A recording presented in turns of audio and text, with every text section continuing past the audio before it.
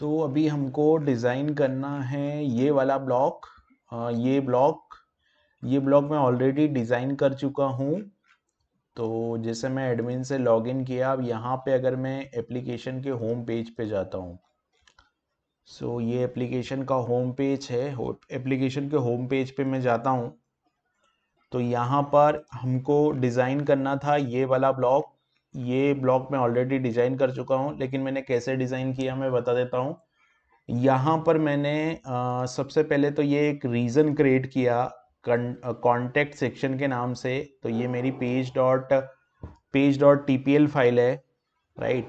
ये मेरी पेज.html.tic फाइल है। पेज.html.tic फाइल पे ये मैंने कॉन्टेक्ट सेक्शन के नाम से पूरा एक रीजन डिजाइन किया है, और इस रीजन पे मैंने पेज डॉट कॉन्टेक्ट सेक्शन को प्रिंट किया।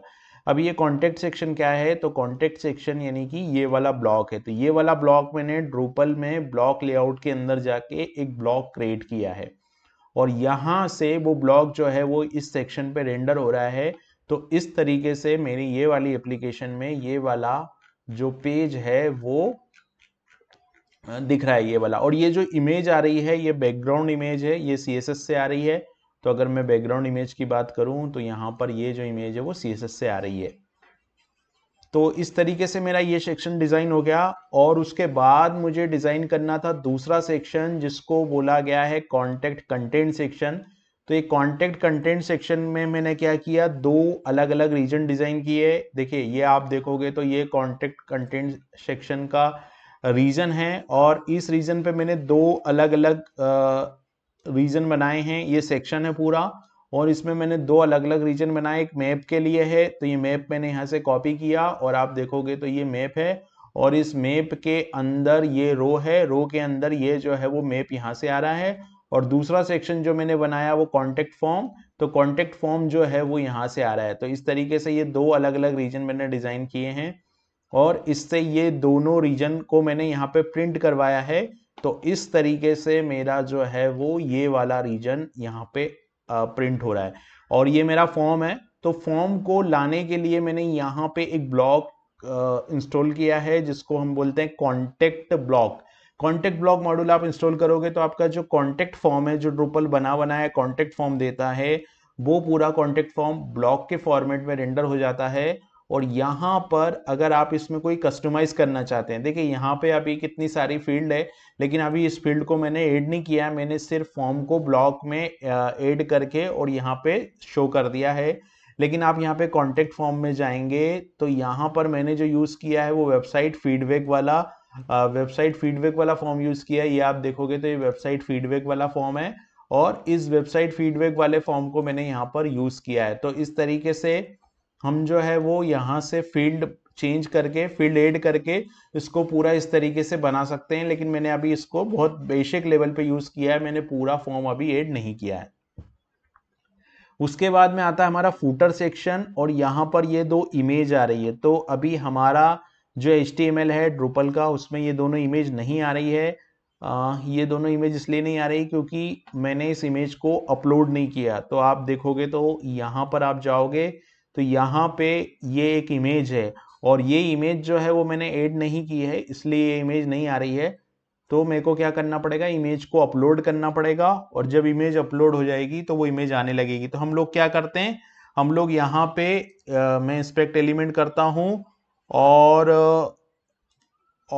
यहाँ पर मैं इंस्पेक्ट एलिमेंट करता हूँ, और इस इमेज को मैं यहाँ पे सेव कर लेता हूँ।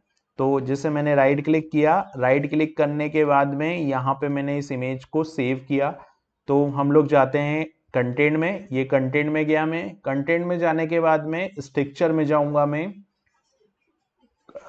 कंटेंट में जाने के बाद में फाइल में जाऊंगा, सॉरी कंटेंट में जाने के बाद में फाइल, और फाइल में मुझे ये दोनों इमेज जो है वो अपलोड करनी है सबसे पहले। तो मैं फाइल्स में जाता हूँ, मीडिया में जाता हूँ, और फाइल को अपलोड करता हूँ। यहाँ पर मीडिया में जाके पहले मैं फाइल को अपलोड कर दूंगा। ये पेज ओपन होता है, तब तक हम लोग जो दूसरा रीजन है उसकी बात कर लेते हैं। ये है मेरा फूटर रीजन। तो फूटर रीजन को भी मैंने एज इट इज प्रिंट किया। यहाँ पर आप देखोगे तो ये मेरा फूटर रीजन है, ये फूटर रीजन है। और फूटर रीजन को प्रिंट करने, फूटर रीजन में ये जो मैसेज आ रहा है, ये इसके लिए मैंने एक ब्लॉक क्रिएट किया है और उस ब्लॉक को यहाँ रीजन पे मैंने प्रिंट किया है। तो इस तरीके से मेरा फूटर डिजाइन हो गया। अभी हम मीडिया पे आ गए हैं, यहाँ हमने एड मीडिया पे क्लिक किया और एड मीडिया पे क्लिक करने के बाद में मेरे को दो इमेज चाहिए, एक ये इमेज चाहिए फोन वाला और दूसरा इमेज मुझे चाहिए ईमेल वाला। तो ईमेल वाला इमेज तो मेरे पास में शायद होगा, ईमेल आइकॉन है मेरे पास में, तो ईमेल आइकॉन के लिए तो मैं ये इमेज यूज कर लूंगा। आई थिंक ये सेम ही है ईमेल आइकॉन। और अगर आप ईमेल आइकॉन देखेंगे तो ईमेल आइकॉन इमेज है और हाँ, ईमेल आइकन का इमेज तो है मेरे पास में। तो मैं क्या करता हूँ, ब्लॉग लेआउट में जाता हूँ, पहले मैं एक इमेज को ऐड कर लेता हूँ। यहाँ पर मैं मीडिया में आ गया हूँ, यहाँ मीडिया में मेरे को इमेज में जाना पड़ेगा, तो मैंने यहाँ इमेज पे क्लिक किया।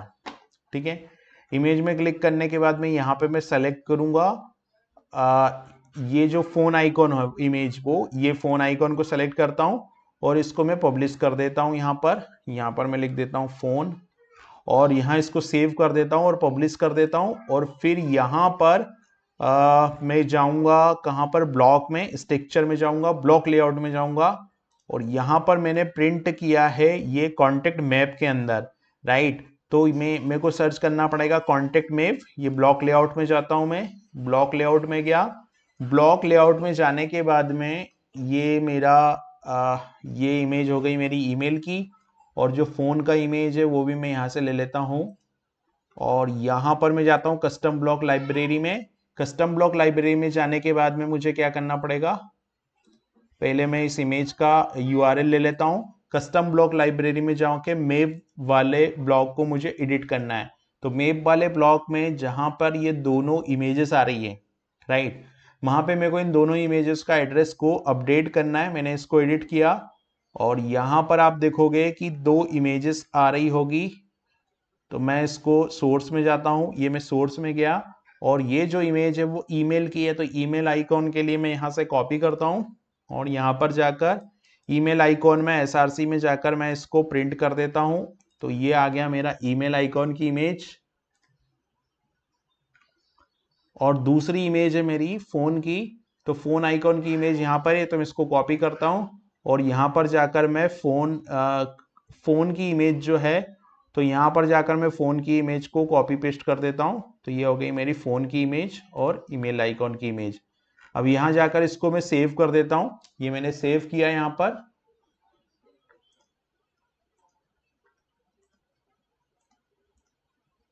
और अब हम जाते हैं होम पेज पे, तो मैंने बैक टू साइट पे क्लिक किया।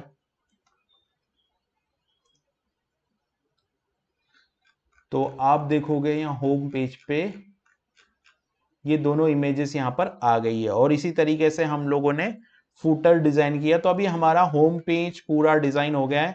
अब हमको दूसरे पेजेस डिजाइन करने हैं। दूसरे पेजेस यानी कि ये वाला पेज, जैसे ये आ रहा है प्रॉपर्टीज वाला पेज, तो प्रॉपर्टीज वाले पेज के अंदर ये वाला ब्लॉक तो हमारा ऑलरेडी बना हुआ ब्लॉक है, लेकिन मेरे को इसका स्ट्रक्चर चेंज करना पड़ेगा। तो मैं इसका डिजाइन करने के लिए हमको क्या करना पड़ेगा, इसको हम पेज फ्रंट कर देंगे। ये वाली जो फाइल है इसको हम लोग पेज फ्रंट कर देंगे और एक फाइल और बनाएंगे page.html.tag और उस फाइल में मैं इसको अपडेट करूंगा।